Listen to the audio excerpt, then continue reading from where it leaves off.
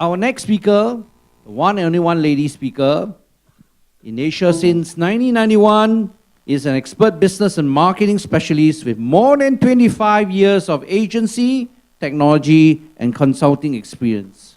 She is an active advocate of the data-driven marketing industry and has served as chairperson of DMAS since 2012. She represents the direct and data-driven marketing industries on several Singapore government councils, including the Advertising Standards Authority of Singapore and NTUC Associates Program. She's none other than Miss Lisa Watson. May we welcome her on stage, please. All right.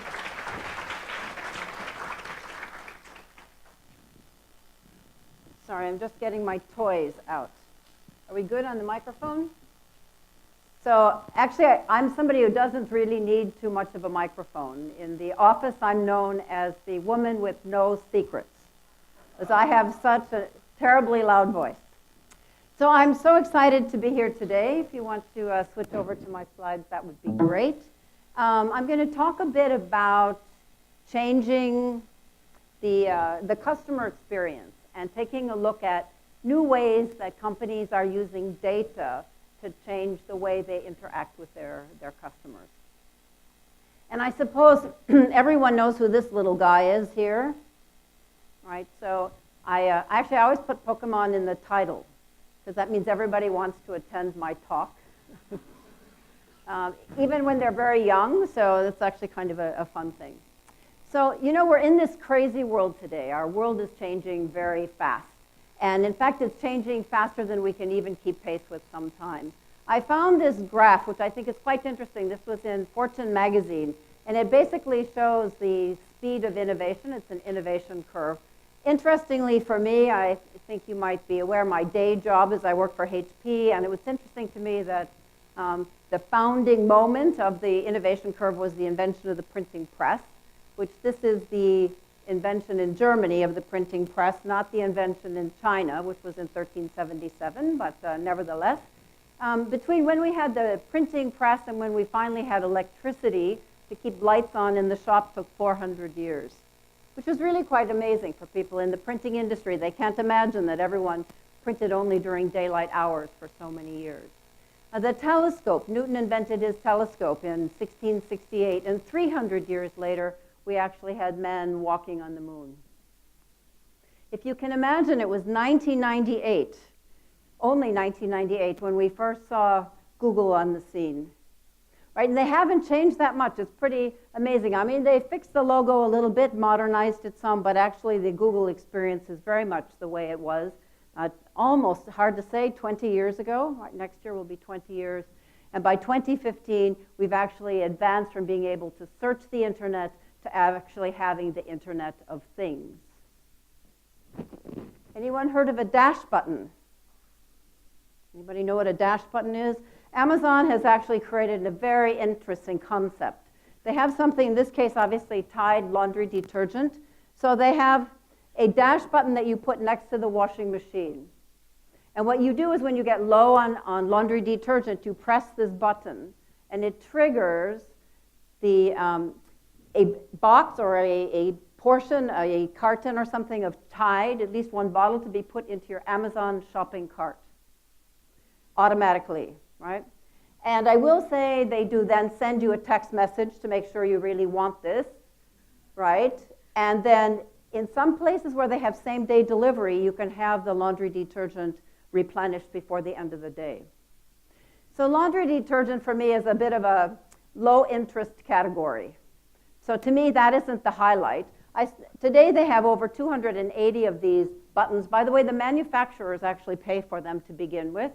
And they have them in various categories. So household and office, kids, baby, and pets.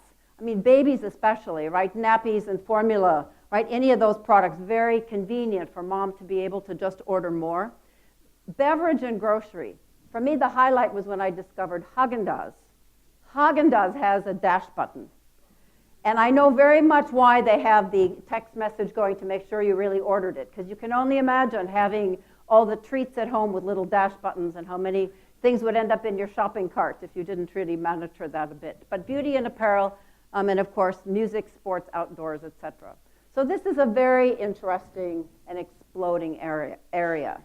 What Amazon is counting on every time you press that dash button, of course, not only are they getting the commercial transaction, but they're also getting data.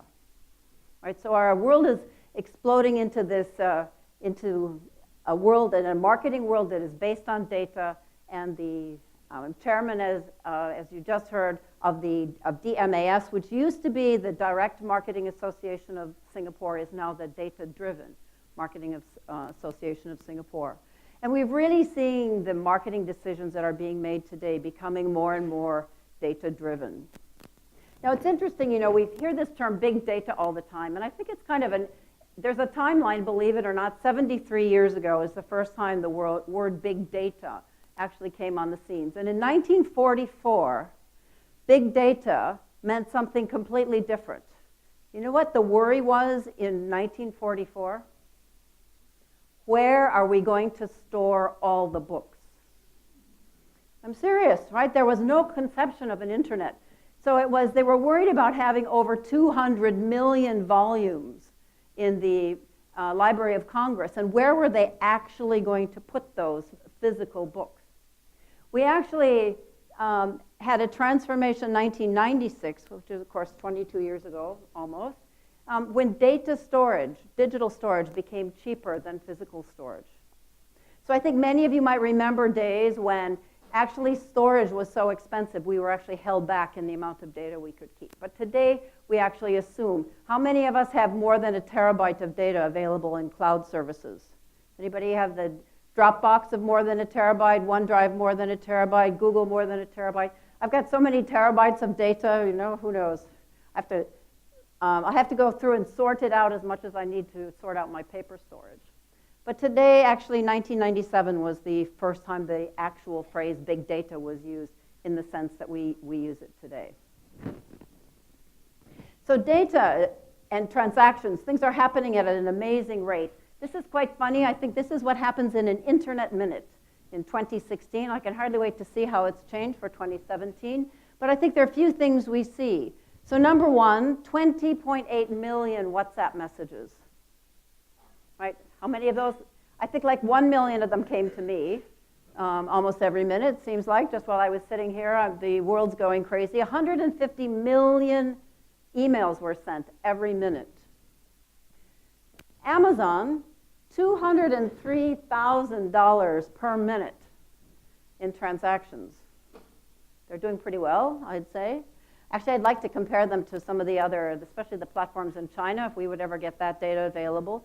Facebook had 701,000 logins every minute, and I find it extremely interesting that Tinder swipes were a little bit more popular than Facebook logins. So right, left, right, where a lot happens every minute online. Thanks primarily to the fact that we carry the internet with us, right? Who uses their phone for phone calls? How many phone calls do you make or receive in a day? In fact, I'm annoyed these days when I get a phone call. I don't mind having a Skype session with my family back at home or whatever, but when somebody calls me up, it's like, why are you bothering me? Just send me a message. In fact, we have more mobile phones today than we have people. And remember, there was a time we stood in a queue and had to have the right change in order to make a phone call. And many of you I can see out there wouldn't even imagine that those days would be possible. Today, of course, we carry the capability not just of making phone calls, but we have more power in our mobile phone than it took to send the man to the moon in 1969. So the phones have changed everything about the way we interact with our friends. It's changed completely how we interact with our families. It's interesting as well. I found some data. This is from a Deloitte study. And it says that 83% of people in the emerging markets, 62% of people in developed markets go on their phone within 30 minutes of waking up. Anybody sleep with the phone next to the bed? All right, anybody still use an alarm clock? Actually, that's the more important question. Or do we just use our phone, right? The number of times I fall asleep with my phone in bed with me, right? It's really hilarious. I rarely make it 30 minutes from when I wake up to when I've actually checked my phone the first time. They also share some data about what we do when we're on the phone. And it's interesting that somewhere around 2/3 of people actually communicate to the outside world as the first thing they do with their phone. They send text messages, they send email, they go on social media. I've learned, however, that if you live in a city with a lot of traffic, not a lot of traffic like we say here in Singapore, because we don't actually know traffic, right? But if you're in Bangkok or Jakarta, Manila, they all go on their phone immediately to see what the traffic is like and the weather. Because if it's not too bad, they can sleep longer. Right? That's the whole thing, right? So then after that, if they know they have to get up, then they go and check on social media. So this has led to some interesting social things, right? So we have this kind of amazing thing. I found an article on the business etiquette of using emoji in your emails. So I must say, I'm a big fan of just putting the little smiley in an email when I've actually done something, it said something kind of terrible, but I don't want them to feel too bad as a result. I always put a little smiley or a winky or something there. And I found actually Twitter published some data about the most popular emojis that are used in different countries. And again, I think there's some interesting results here. Philippines and Indonesia, we see a lot of, I must say I don't really use this one, but we see a lot of that gritting their teeth. When I have teams in from Philippines and Indonesia, they all resonate with that. Italy, Japan, Korea, France, they're in love. Then we have kind of a terrible thing happening here. I think we're just about 1 year ago, right? You know, there was this thing called an election in the US, and I don't really want to talk about my politics too much, but I think this might be part of the result. Canada's also upset about it, you can see. They were much happier before. The UK, of course, that would be Brexit, so they're also struggling quite a bit. We have music, right? Brazil, Argentina, Colombia, and we get to India, Mexico, right? We're all at peace. So very interesting characteristics. I'm really sorry we didn't have Singapore on the list. I want to mention something a bit. I had Pikachu there, right, about Pokemon Go. I think Pokemon's a little bit not so much Pokemon Go anymore. I think we might have moved on. For me, the most interesting thing that's happening online, or has just happened online about 2 weeks ago, 3 weeks ago, is this, right? The incredible phenomenon of Singles' Day or 11/11. Right, so this is the Global Shopping Festival of 2017. The Global Shopping Festival of 2017. So in the 1990s is when the idea of Singles' Day was first came out in China, right? It was called Anti-Valentine's Day. But in 2009, Alibaba got interested in it, and they decided to try to turn it into an amazing extravaganza of shopping. So this is pretty much what most companies look like on 11/11, right? It is a bargain basement. We had some 11/11 Singles' Day bargains here in Singapore as well. I even took advantage of one from HP, my own company. How's that? But this year was absolutely extraordinary, right? So the Singles' Day actually smashed this record. In 24 hours, $25 billion of transactions were done. This is just staggering. This makes that one day, that one promotional day, stand high in the rankings of the, if it were a country, it would be something like number 11 in the world for e-commerce. It's really, really a staggering day. By the way they do this is it starts 4 hours before. There's a big TV extravaganza. Actually, that's what that stage was. All right, so there are major stars come. In 2016, they had David Beckham came. Nicole Kidman came. Right, so they have a huge countdown. They get everybody excited about it, and they go 3, 2, 1. Now you can shop.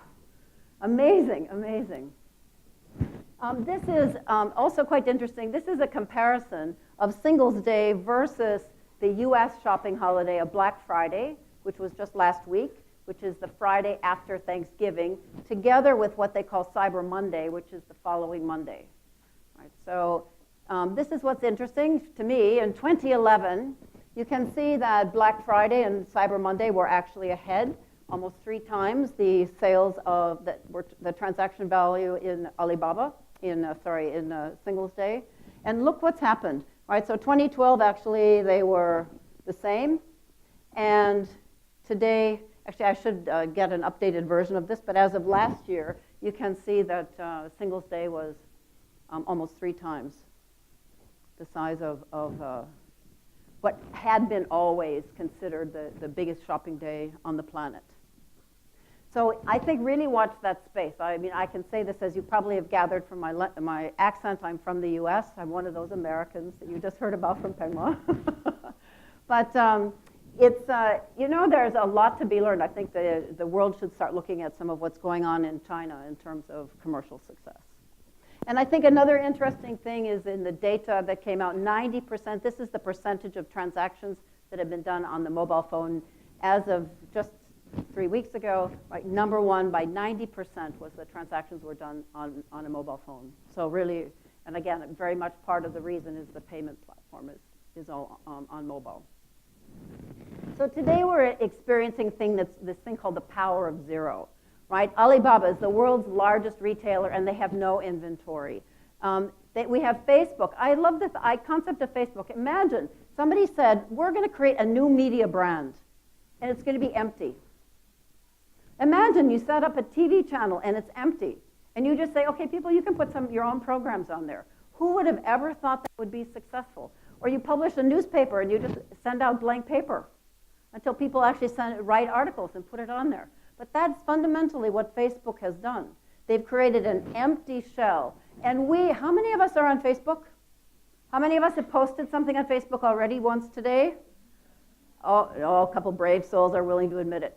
Right? We actually go and we make that a compelling platform. It's generating incredible advertising revenue. Right? We have Airbnb, Uber, Netflix. All of these companies are not in the traditional business model. They're all in the business of data. Right? What Facebook wants is the data about us. They want to be able to profile us. They want to be able to target advertising to us. They're in the business of data. What Airbnb wants is they want to know about our preferences. They want to know where we travel. They want to be able to target advertising to us based on data.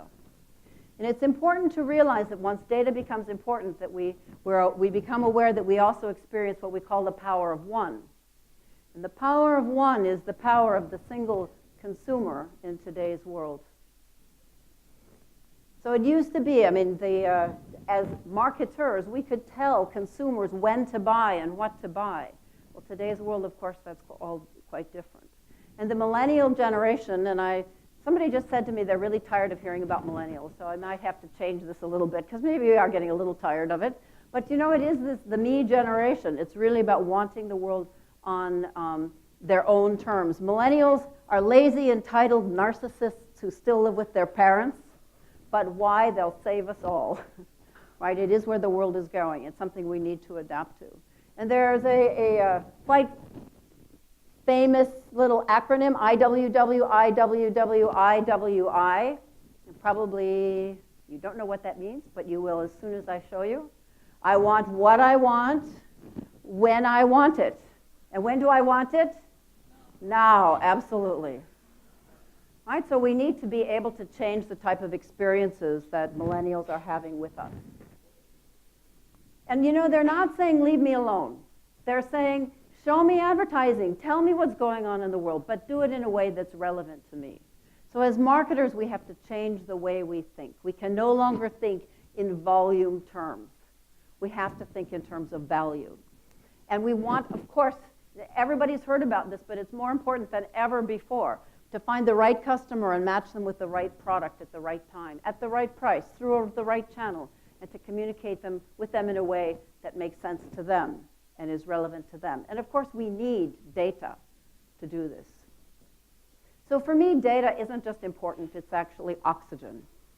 Pure oxygen will kill us, right? We can't live only in the world of data. We have to have the right data. We have to be responsible about the way we use data. And when we use data in the right way, it allows us to reach and target the right customers. It allows us to personalize and customize the experiences they have with us. And it also allows us to track and be accountable for our end result. So I want to share a couple of examples now of the way a few brands have been engaging customers and consumers in quite new ways. I want to start with one of my favorites. So everybody knows Coca-Cola, of course. I won't ask if anybody doesn't know Coca-Cola, but I think everybody knows Coca-Cola. And I see that that's a regular bottle of Coke, and I call that the Coke for everyone. But there's also a Coke for me. And as soon as, in their campaign, the Share a Coke campaign, right, they turned that bottle of Coke from a Coke into my Coke. Now imagine if I'm in a shop and there's one bottle left of Coke with a Lisa on the label. A lot of other names on there, a lot of other product, but there's only one that says Lisa. If somebody else buys that who's right in front of me, I'm probably going to say, excuse me, is your name Lisa? I mean, or is that your wife's name or whatever, right? And I might even say, would you mind? Because that's kind of my Coke. And my name's Lisa, and here's my card, I'll prove it, right? So I'm not stealing it, I just would really like to have it because I think it belongs to me. A very interesting emotional link, right, with a bottle. And it launched and was part of a very successful campaign for Coke, right? They spent more on the bottles that have names on the labels. The packaging itself cost more. But the impact was really quite tremendous. So they pilot tested this, interestingly, in Australia in 2011.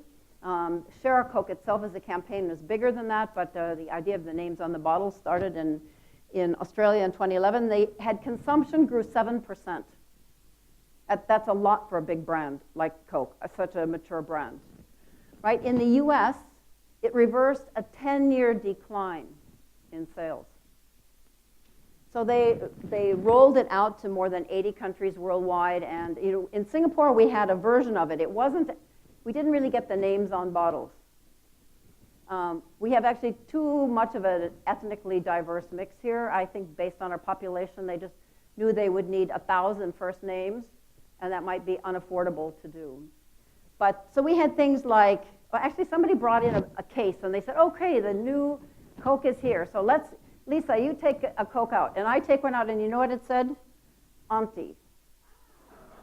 And my colleagues started to make fun of me, and I pulled out another one, and it said uncle. So I said, this is yours.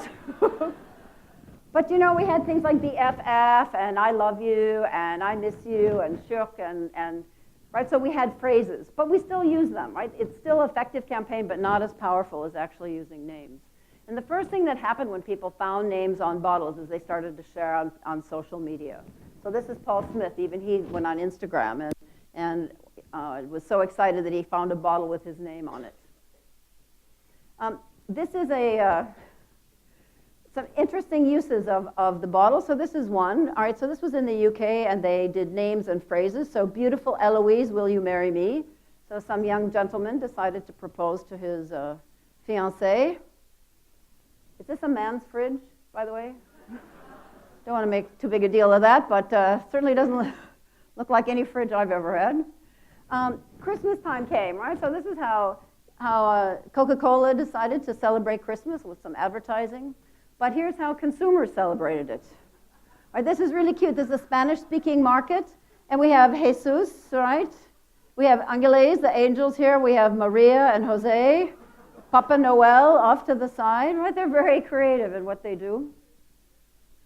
Very popular combo.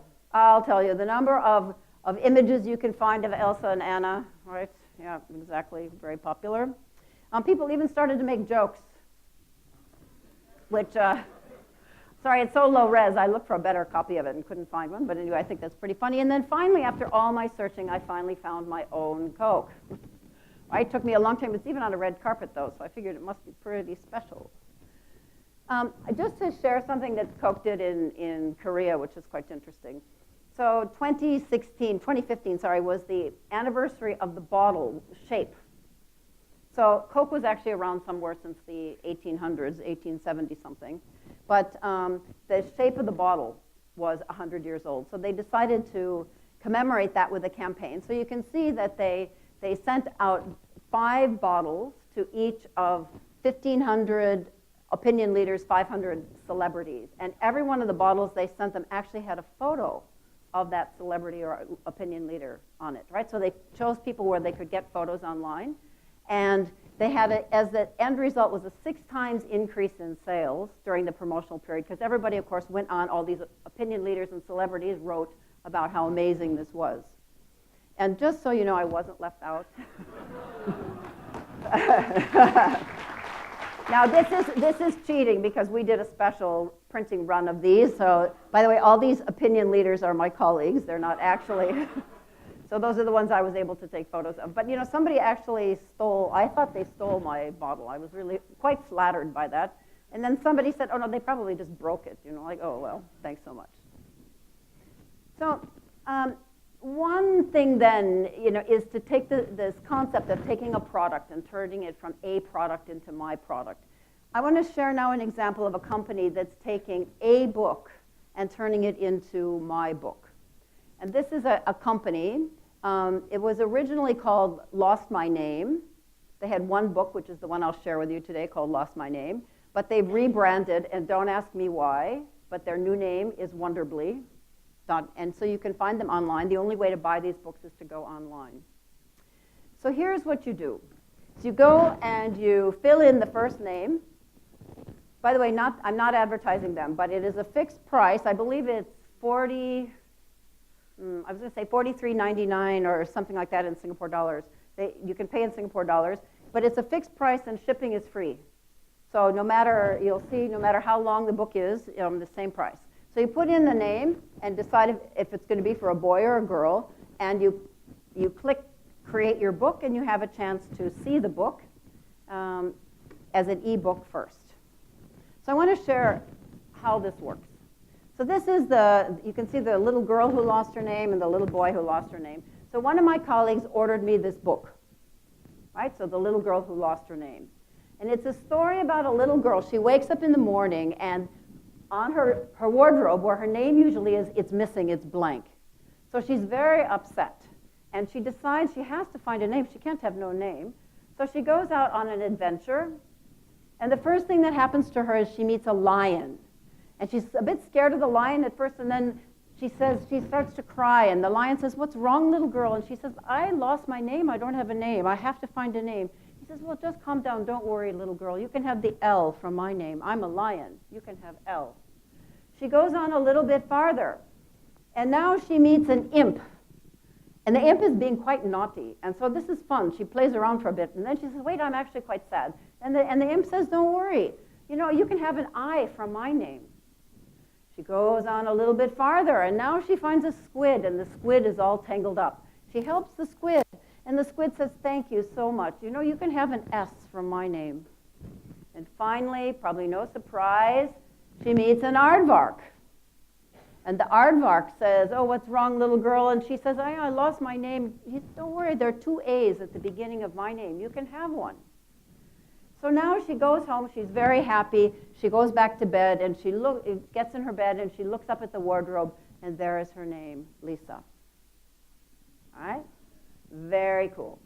Now, what my colleague didn't know, my given name is actually Elizabeth.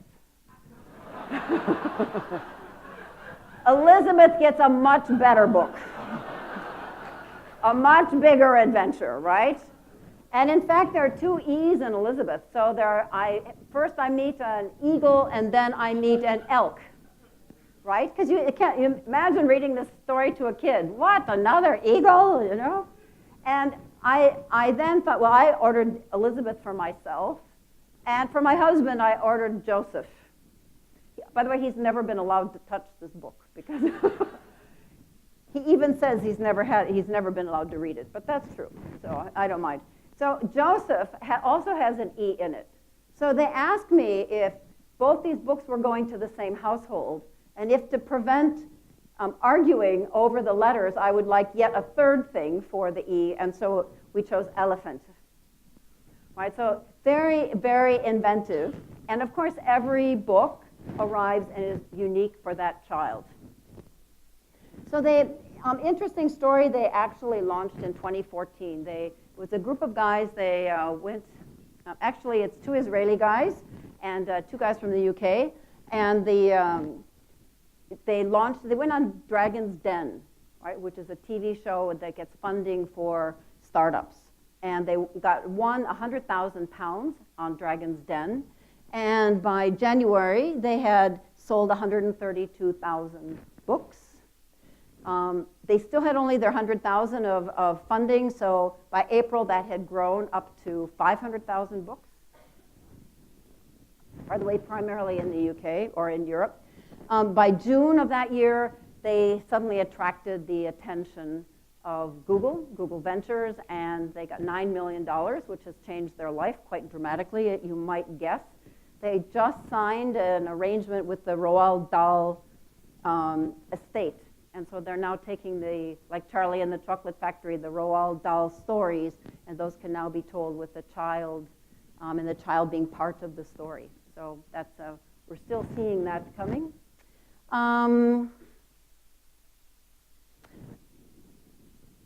They've actually, I'll just mention here, they now have another book. We're not going to play the video because of timing. But they also now have a book called The Birthday Thief. And you give the child's birthday, and of course then it's a story about the birthday. And the birthday disappears, and of course there's a little adventure to get the birthday back. So think about this now. Think of the data that they're getting. Right? So they start out with just the name of the child, and they find out if these two children are in the same household, whatever. They're starting to build a profile. Right? I mean, it sounds kind of creepy, but it's true. They're able to start building a profile. Now they get the birth date. And you know the birth date's going to be the same next year. There's a great opportunity to market once you know the birth date of the child. Right? So we see more and more very interesting things from these guys. The third example I want to share is very interesting. I must say, I hate the idea of digital marketing. I know that's really heresy today. But I don't think there is marketing without digital marketing. So I think that all marketing has digital in it. If there's a company anywhere that thinks they don't have to take the internet and mobile into consideration, they probably are still somewhere in the last century. But anyway, so this is an interesting example. This is a company, a case study from a company called Keds Kids. And Keds are shoes, right? They're like rubber-soled, canvas-topped shoes. Right? You guys know Keds? You know, when I was a kid, we called them gym shoes, but or tennis shoes. And I think we don't kind of have that concept anymore with Nike, and we have so many different types of shoes these days. We don't really have the generic gym shoe anymore. But Keds has a line extension into kids apparel, so a bit like Gap Kids might be. Right? And so what they would do is every year, 3-4 times, they'd send out a catalog to all. They had a loyalty program, so all the catalog would go out to all their members and show the new collection. And they came to their agency and said, it's really expensive to print and send out this catalog. So we actually have a new idea. Can you just send a postcard out to everybody and tell them to come into the store and pick up the catalog, that the new catalog is here and to come into the store? Well, thank goodness the agency said, this is the stupidest idea we've ever heard. Why is mom going to drive all the way down to the store to pick up a catalog? I mean, she has many other places to shop. Doesn't need to have Keds Kids. It's not like the only store anywhere around, right? So they said, why don't we think about this in a little bit of a different way? So they said, we'll start with a postcard. We don't have a problem with that. We'll start with a postcard. We'll send a postcard to everyone, but we're not going to tell them to come into the store and just pick up a catalog. We're going to ask them to go to our Facebook page and design the cover of the catalog. In fact, they can put their own kids' photos on the cover of the catalog. They will say which store they want to go into to pick it up. And their kids will be the stars. I mean, the inside of the catalog will be the same for everybody, but on the cover, it will have the kids' photos. So here's a little video that explains that.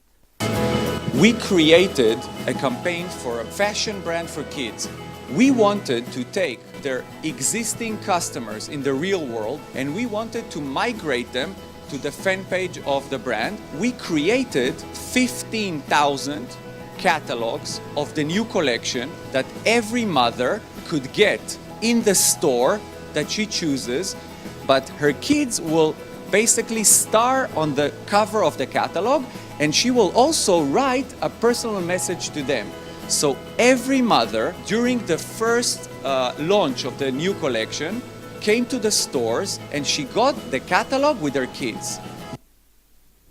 Okay, so you heard that he said 15,000 catalogs were actually printed with the kids' pictures on it. Their database was 50,000, 50. This is a staggering response rate. Now, at the beginning, they actually said one per customer. Mom was way smarter than this. So mom wants two. So she opens up 2 Facebook accounts, of course, right?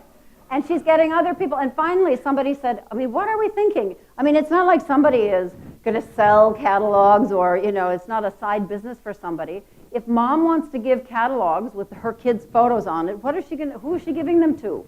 Grandmother number 1, grandmother number 2, favorite auntie, all people who might come in and actually buy gifts or, you know, product from Ked's Kids.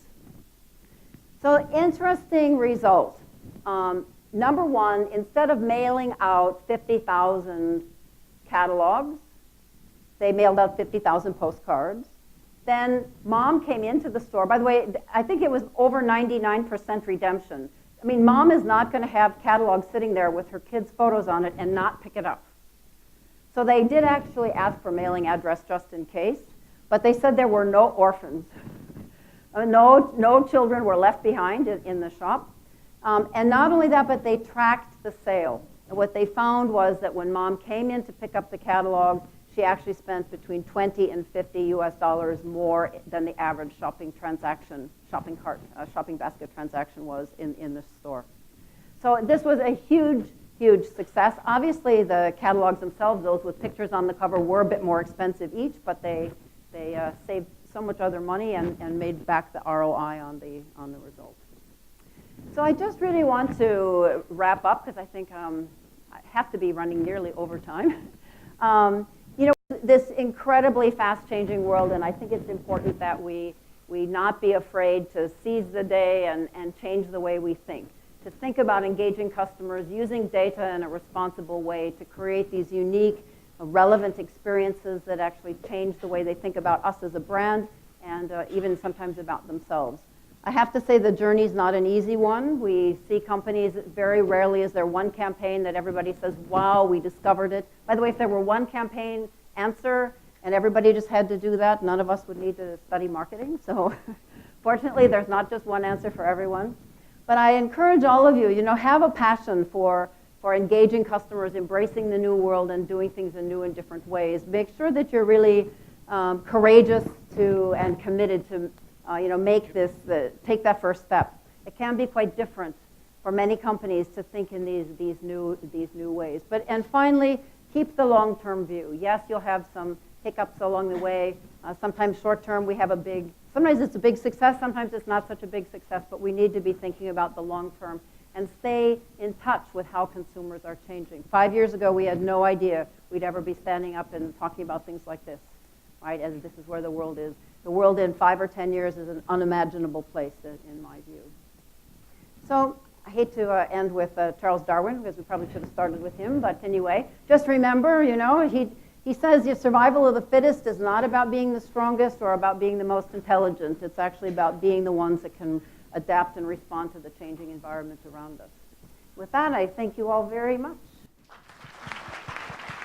Thank you, Lisa, for an exciting talk and the most interesting examples she has given.